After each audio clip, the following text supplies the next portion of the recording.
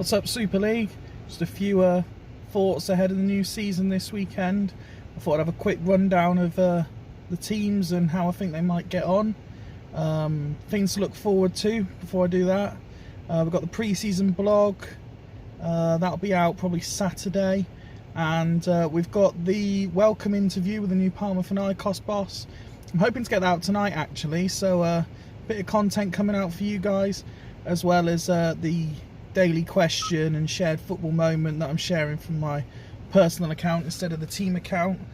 And plenty going on throughout the other Super League managers and the actual Super League official Twitters as well, to keep you occupied in anticipation for Sunday.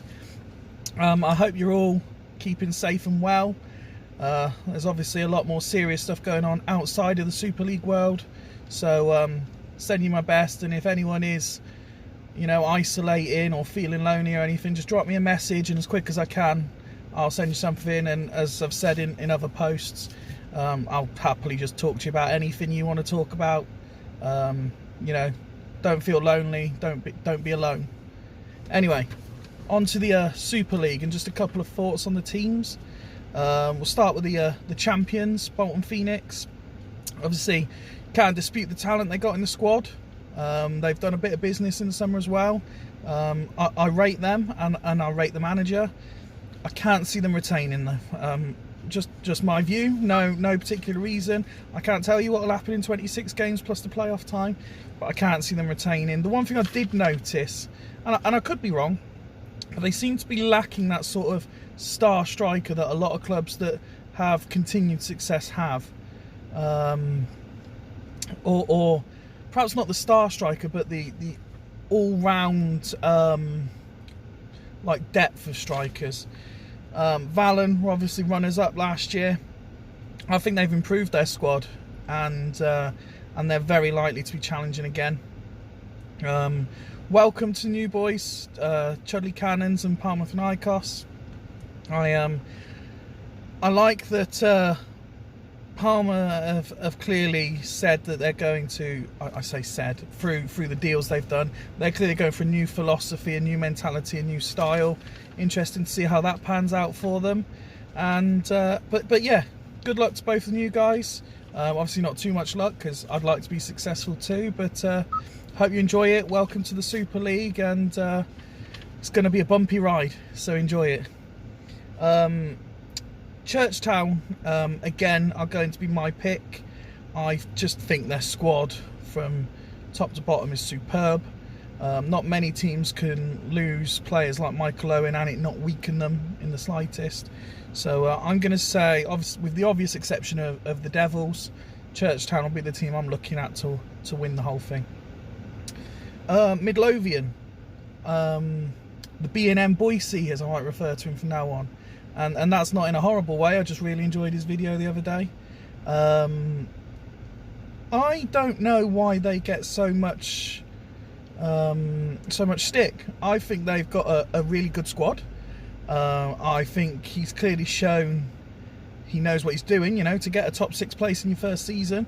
He was unlucky in the playoffs. I fully expect them to be up there again. I really do. I could definitely see them getting a top 6 place, and from there, it's a lottery. It's anyone's game.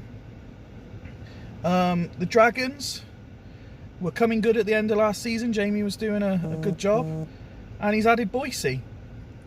Proven Super League success. So again, I would be looking out for them to be a top 6 club.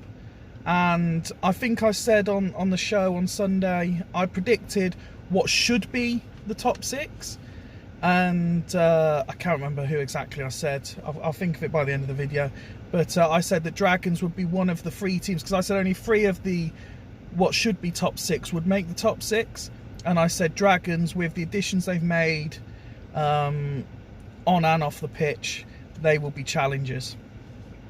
Ardsley and BTEC, I've sort of thrown them in together.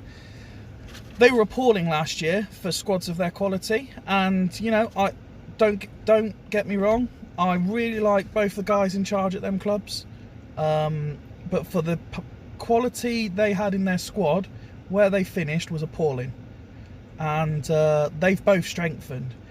They should really be looking not just for a top 6, they should be looking top 2 with their squads, in my opinion. Will they get them? Probably not. Should they get top 6? I think they'll both be questioning themselves if they don't. And that's not just me building it up, that's just my opinion. I believe they are top 6 squads, potentially top 2 squads, and anything outside the playoffs for a second season is unacceptable with the quality they have.